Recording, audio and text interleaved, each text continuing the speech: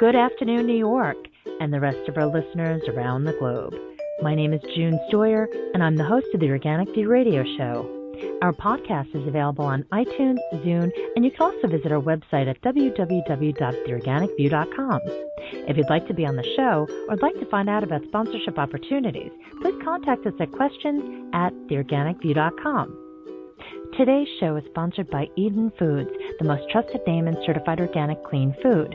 When you shop online at EdenFoods.com, enter the coupon code ORGVIEW to receive 20% off any regularly priced items, excluding cases.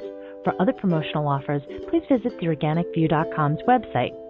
And don't forget to check out our contest section.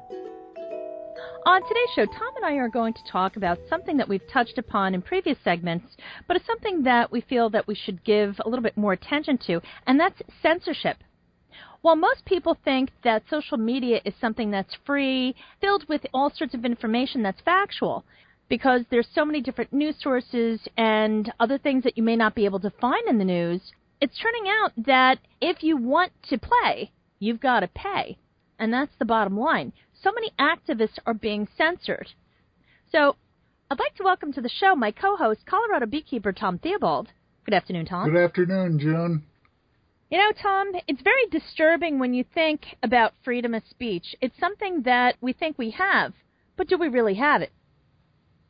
Well, to a degree we do, but you have to be really careful about what the sources of your information are, because one of the objectives of the corporate world is to control the message, and they have a lot of power, and they do it fairly effectively.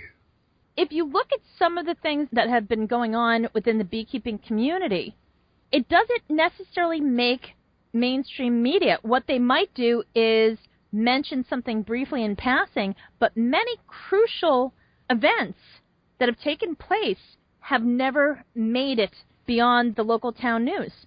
In Minnesota, wasn't there a situation that happened recently, Tom? Well, yes, it got a lot of very favorable press.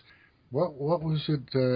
An executive order? Is that what it was? An executive order setting some I believe so. Setting restrictions on neonicotinoids, subject that's a regular on this program. And it got a lot of very favorable press, but there also were some questions as to the real impact of those decisions, whether they really called for any substantive action or whether it was primarily smoke and mirrors. And if you do a news search of bees and pesticides, you'll find any number of favorable stories highlighting this decision in Minnesota. There was one very well-written story by an author by the name of Ron Meador, Meador. The title of his paper, his reporting, was Meet Minnesota's New Neonic Rules, pretty much the same as the old rules. And what he points out is that Governor Dayton's proclamation, as favorable as it seems to be, really doesn't accomplish much of anything of any substance. Now, this doesn't mean that the governor won't make further decisions, but as it stands right now, it appears to be more well-intentioned posturing without any real effect. And the point I'm trying to make is that if you do a news search, you will never see this article. Now, why is that? I don't know. I don't understand how these are selected, but this is certainly an article that's pertinent to the issue, and yet if you do a news search, you'll find it nowhere. Well, what's interesting is that if there's something that happens with the celebrity, it's all over Twitter, all over Facebook. It's everywhere that you really could care less if, it's everywhere. Now then, I want to address something that happened a couple years back with a beekeeper named Terry Ingram. He lives in the state of Illinois, and he was on the show to talk about some of his research and also to talk about the fact that his bees were confiscated by the Illinois Department of Agriculture. I was the first to do that interview, and lo and behold, it was recycled. And then a couple of years later, all of a sudden, it's all over social media, but it still never made the mainstream news. So once again, are we recycling information? Are people pulling up stuff just to create traffic for their websites? I don't know. All I do know is that something like this should have made national headlines, and it did not. It should have been something that we heard about other than from the beekeeping community, and these things you never hear anything about them. So it begs the question, is mainstream media as well as social media being controlled, and by whom? The fact that so many social media accounts are shut down, and granted, there's a lot of spam accounts out there. I'll be the first to admit I get hit with them all the time. However, even with my own social media accounts, and I'm ranked in the top 1% of influencers on social media, when I see my own, the radio show, The Organic View, the Twitter account for that, unfollow me, it makes me wonder, what are they doing and why? Well, I don't really understand the social media because I've intentionally tried to stay out of that. Which is wise. I would highly recommend, if you don't need to be on social media, keep off of it. Because honestly, it's at a point where unless you want to pay to have some sort of impact, what have you, and I don't even think that that's legitimate, because basically people are spending thousands of dollars to buy followers, and then what the social media networks do is they unfollow them. Now, I don't really talk about these things unless I'm giving a lecture to a group that's interested in social media, but this is all relevant to the work that Tom and I have been doing over the last several years, because the information is being suppressed, and that's the bottom line.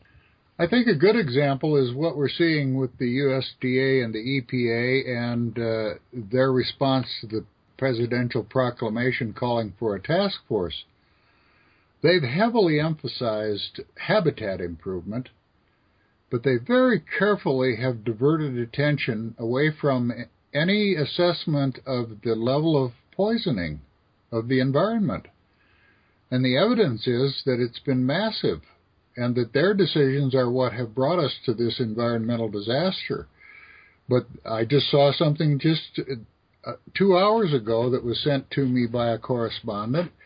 The World Wildlife Federation has bought into the Bayer Bee Care program to spread wildflower seeds all over the country, and everybody's going to plant wildflowers. And that sounds good until you look a little deeper and realize that these wildflowers are likely to be planted on land that's been heavily poisoned and are likely to kill far more bees than they're going to help.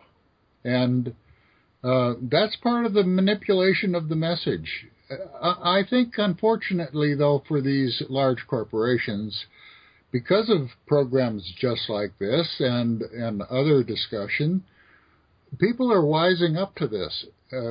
We just today had very vocal demonstrations in Miami against the widespread spraying of a product called NALED for mosquito control. People are beginning to realize that they're being duped and being used, and they're waking up to this. Tom, do you recall when DDT was being sprayed, if they did the same thing in the news? I don't recall. You know, that was a long time ago for me, and I was just a kid, and I wasn't paying that much attention, I guess. I remember growing up in upstate New York, and we had Pennsylvania TV stations. I remember as a kid with 3 Mile Island wondering how these people managed, especially when they didn't have clean drinking water. How do you go day by day not being able to drink water, brush your teeth, take a shower, what have you? I thought the short amount of time that I sustained post-Hurricane Sandy was bad, but these folks were dealing with this for many, many years. And the sad reality was 3 Mile Island was within a short drive from where I was living at the time. Even though it wasn't in my backyard, it was still a reality for me. And I was a little kid back then. So it makes you wonder, okay, well, if they're putting out some information, why is it that they're not educating the public so at least people can empower themselves? I mean, that's why we have freedom of speech, so that we can empower ourselves. We can do what we feel is necessary for ourselves. And even that seems to be something that is no longer something that we have? Well, it's because 90% of the media outlets are owned by a handful of very powerful corporations, and they control the message. And in the corporate world, if you're in a contest, that's one of the ways that you exercise control, is by controlling the message, and they're doing it quite effectively. This program is, and I've said this before, this program is one of the few programs in the world that speaks out every week about these issues, and I know from talking with you, June, that you've been hammered by... Yeah, the website was down the entire month of August. It was down the last 24 hours, and they continue to keep coming. And the bottom line is we're not going anywhere. Well, Tom, the bottom line is that we're trying to just get the information out there. Neither you nor I get paid for any of this. And we just keep going because we know that it's the right thing to do, and the beekeepers have to be heard. If you look at Jeffrey Gibbs, who was recently on the show, Jeffrey's in Australia. He is being censored by the media. He's even being pressured by many, many influential people in Australia. It's sad, but Australia is going through what we just went through and are still going through. Australia is a very interesting example because Australia has been used by the chemical industry as an excuse for the safety of the neonicotinoids. And so the story goes, according to the chemical industry, Australia is the only continent left without varroa mite. And they've worked very hard to pin most of these problems on the varroa. Now, it's not that the varroa is insignificant. It's a problem that we have to deal with, and we do. But their story was, look, we use lots of neonicotinoids in Australia. Australia has no varroa, and the beekeepers are doing just fine. Well, the interview that we did last week with Jeffrey Gibbs blows the whistle on that.